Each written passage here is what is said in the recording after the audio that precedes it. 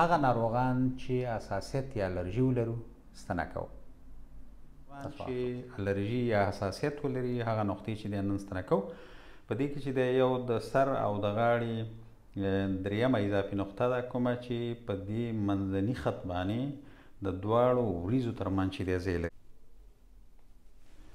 دا نقطه علاوه له دې نه چې د حساسیت د درملنې لپاره یوه مناسبه نقطه ده، دا د سترګې د پوزې ناروغۍ او همدارنګه د زینوزیټیس درملنې لپاره هم یوه ډېره زیاته مناسبه نقطه ده. دا د میتیاز د کڅوړو دومه نقطه ده کومه چې د وریځې د کورني پای کې چې دی ځای لري.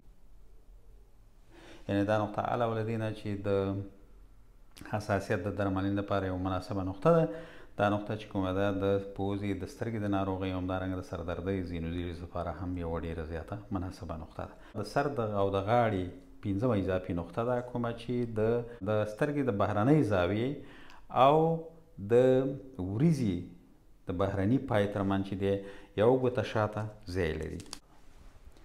دا نقطه علاوه له دې نه چې د حساسیت درملنې لپاره یوه مناسبه نقطه ده، دا نقطه چې کوم دی تریګمینال نیورالګي او همدارنګه هغه ناروغان چې نیم سیری ولري د هغې درملنې لپاره یوه مناسبه نقطه ده. چې د دې تر څنګ چې د سترګو خارښ او سترګې یې سرې کېږي او همدارنګه نور الرګي لري، یعنې ورسره پوزې هم روانه وي چې هغې ته په طبابت کې رینوریا وایي، یعنې هغه هم ولري. د غټو کولمو شلمه نقطه چې کومه ده د دې پوزې د دیوال د دې وزر او د دې غومبري د دې قات ترمنځ چې ځای لري. دا نقطه علاوه له دې نه چې د حساسیت درملنې لپاره یا رینوریا د درملنې لپاره یوه مناسبه نقطه ده، دا مخ د فلج او همدارنګه د هغه ناروغان چې د پوزې نورې ستونزې ولري د هغې درملنې لپاره هم یوه مناسبه نقطه ده. معدې دریمه نقطه ده کومه چې د کسي څخه مخامخ کته یعنې نیغه ښکته او د دې پوزې د دیوال بهرنۍ څنډې د جګوالي برابر چې دی ځای لري. دا علاوه له دې نه چې د حساسیت د درملنې لپاره یوه مناسبه نقطه ده، دا د مخ د فلج او همدارنګه د پوزې او د سترګې د ناروغۍ درملنې لپاره هم یوه مناسبه نقطه ده. حساسیت د درملنې لپاره نورې عرضي نقطې چې کومې دي هغه د غټو کولمو 11مه نقطه ده کومه چې د دې څنګلي د پوستکي د قات بهرني پای کې چې کوم دی ځای لري. د حساسیت د درملنې لپاره یوه مناسبه نقطه ده. د دې علاوه د وینې د لوړ فشار، د روحي رواني ناروغۍ او همدارنګه د څنګلو د دردونو لپاره هم یوه مناسبه نقطه ده. سږو پنځمه نقطه ده کوم چې د دې لیګامنټ بایسپ براخي لټرال یعنې بهر ته چې دی په دې د پوستکي په دې منځني قط باندې چې دی ځای لري. حساسیت درملنې لپاره یوه مناسبه نقطه ده. د سږو د ناروغۍ او همدارنګه هغه ناروغان چې فلج ولري، روحي رواني ناروغي ولري، د هغې درملنې لپاره هم یوه مناسبه نقطه ده. غټ کولمو څلورمه نقطه ده،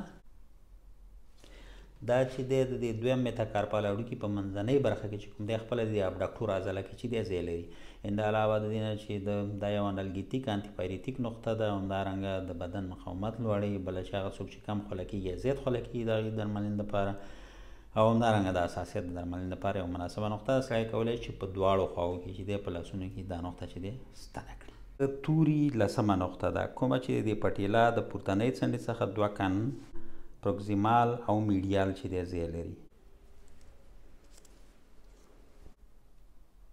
یعنې دواړو خواو ته یې سړی دا کولی. دا نقطه علاوه له دې نه چې د حساسیت یا ورتوکاریا اګزیم د دې درملنې لپاره یوه مناسبه نقطه ده. د دې تر څنګ د زنګنونو دردونو لپاره او همدارنګه د دې پتون د درملنې لپاره هم یوه ډېره زیاته مناسبه نقطه ده.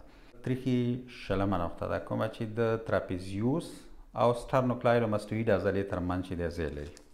اوس اوکسیپیټالس په کتنۍ څنډه کې. علاوه له دې نه چې د حساسیت درملنې لپاره یوه مناسبه نقطه ده، د وینې د رګونو درملنې لپاره یعنې مغزو ته جریان د وینې ښه کوي، همدارنګه د سر د دردونو لپاره او همدارنګه د وینې د لوړ فشار، روحي رواني ناروغۍ درملنې لپاره دا یوه ډېره زیاته مناسبه نقطه ده. د میتیاز د کڅوړې 40مه نقطه ده کومه چې د دې پوستکي د قات دا زنګون دی، د دې زنګون د بند د پوستکي د قات په منځنۍ برخه کې چې دی ځای لري. یعنې دا نقطه علاوه له دې نه چې د حساسیت د درملنې لپاره یوه مناسبه نقطه ده، دا خپله د زنګون د دردونو لپاره هضم ښه کوي او همدارنګه هغه ناروغان چې فلج ولري د هغې درملنې لپاره یوه مناسبه نقطه ده. په افغانستان کې د دې درملنې د دود او د ټولو ناروغانو د روغتیا پایله